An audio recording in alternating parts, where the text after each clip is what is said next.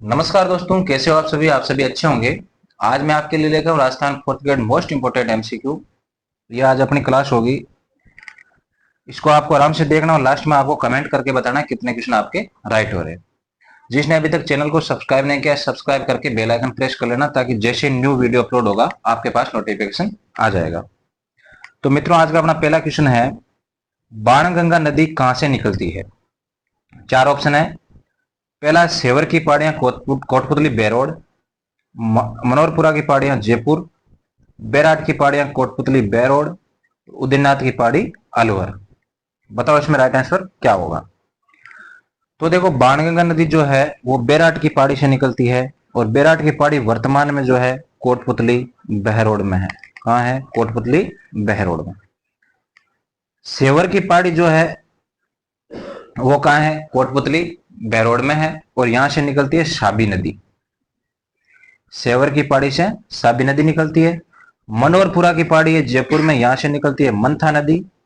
बैराट की पहाड़ी बता दिया, यहां से बाणगंगा नदी निकलती है ही।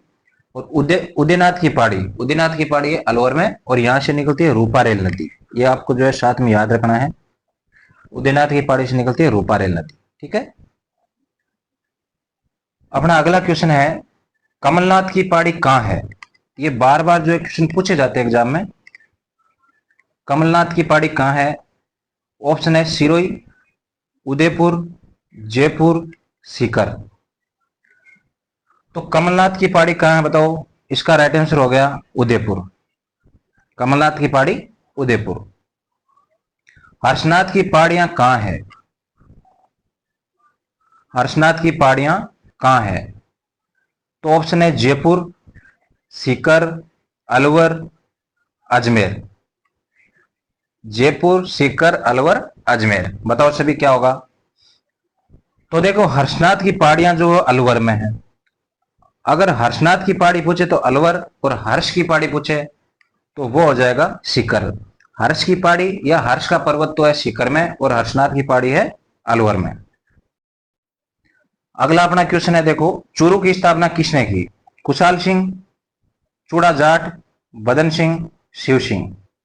तो इसका राइट आंसर है चूड़ा जाट। राजस्थान का सबसे ऊंचा पठार कौन सा है? आपको बताना है राजस्थान का सबसे ऊंचा पठार है कौन सा है। उड़िया का पठार, आबू का पठार, भोराट का पठार, मैसा पठार। तो देखो, राजस्थान का सबसे ऊंचा पठार है उड़िया का पठार। उसके बाद जो है 2 नंबर पर है आबू का पठार, और उसके बाद 3 नंबर पर है सबसे ऊंचा पठार है भोराट का पठार। उड़िया का पठार सिरोही, और इसी के ऊपर जो है राजस्थान का सबसे ऊंचा नगर जो है माउंट आबू स्थित है। और इसी के ऊपर जो है उड़िया के पठार पे राजस्थान की सबसे ऊंची झील नक्की झील स्थित है। आबू का पठार आबू में है ही। भोराट का पठार जो है गोगोंदा उदयपुर से जो है कुमलगढ़ राजसमंद तक फैला हुआ है बोराट का पठार। और मेषा पठार जो है वो चित्तौड़गढ़ में, इसके ऊपर जो है चित्तौड़गढ़ का दुर्ग जो है इसी पठार के ऊपर स्थित है। तो अगला क्वेश्चन देखो मित्रों, पश्चिमी मरुस्थलीय प्रदेश में कितने प्रतिशत जनसंख्या रहती है। ऑप्शन है 40%, 10%, 39% और 11%। बताओ इसका क्या होगा राइट आंसर। पश्चिमी मरुस्थलीय प्रदेश में कितने प्रतिशत जनसंख्या रहती है। बताओ इसका राइट आंसर क्या होगा। तो इसका राइट आंसर है 40%। देखो, राजस्थान में 4 भौतिक प्रदेश है। पश्चिमी मरुस्थलीय प्रदेश जो है उसमें 40% रहती है। जो अरावली है वहां पे रहती है 10% जनसंख्या। पूर्वी मैदानी प्रदेश में 39% और दक्षिणी पूर्वी पठारी क्षेत्र में 11% जनसंख्या रहती है। क्लियर। अगला देखो, आपको ऐसे इनका क्षेत्रफल भी याद रखना है। जैसे देखो, पश्चिमी मरुस्थल का क्षेत्रफल कुल का 60%।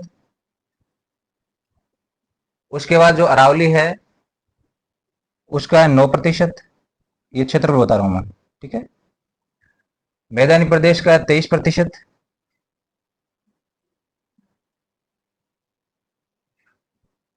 23%। ठीक है। और दक्षिणी पूर्वी पठारी क्षेत्र का है 6.89 है, मतलब लगभग 60%। ठीक है। अगला क्वेश्चन देखो, कोटा जिले का शुभंकर क्या है? शुभंकर हर एक जिले का शुभंकर होता है और वो जिला उस शुभंकर का संरक्षण करता है। लेकिन अभी वर्तमान में जो है 33 जिलों के ही शुभंकर है। जो नए जिले बने उनके अभी शुभंकर बने नहीं है, जैसे ही बनेंगे मैं आपको सूचना दे दूंगा।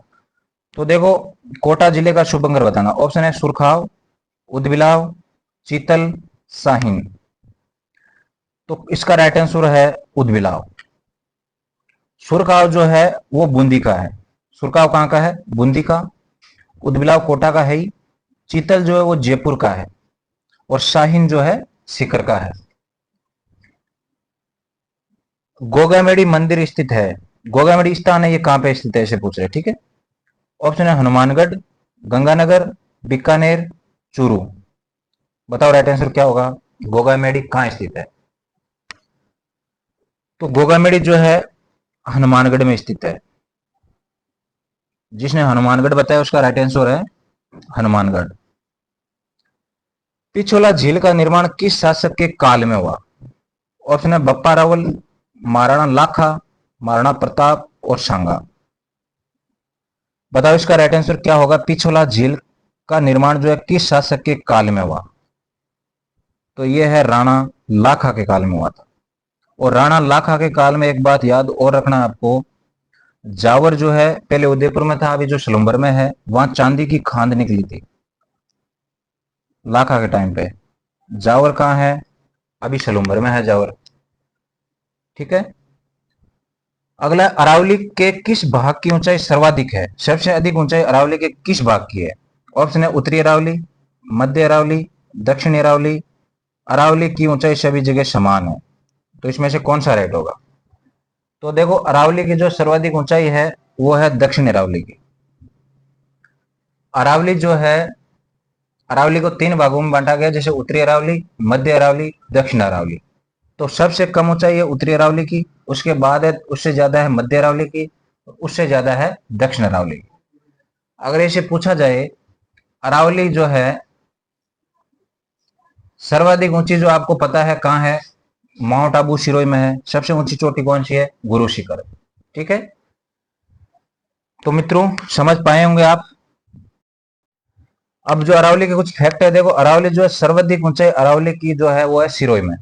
सबसे कम ऊंचाई अगर पूछा जाए तो वो है जयपुर में। अरावली की अगर चौड़ाई की बात करें तो सर्वाधिक चौड़ाई जो है वो है उदयपुर में और सबसे कम चौड़ाई है अजमेर में। वापिस मैं रिपीट करता हूं, अरावली की सर्वाधिक ऊंचाई सिरोही, सबसे कम ऊंचाई जयपुर, सर्वाधिक चौड़ाई उदयपुर, सबसे कम चौड़ाई अजमेर। कंप्लीट। तो आज अपन ने जो 10 क्वेश्चन किए, आपको जो है कमेंट बॉक्स में बताने कितने क्वेश्चन जो आपके राइट हो रहे हैं। चलो मित्रों, मिलेंगे अगली क्लास में। जय हिंद, जय भारत।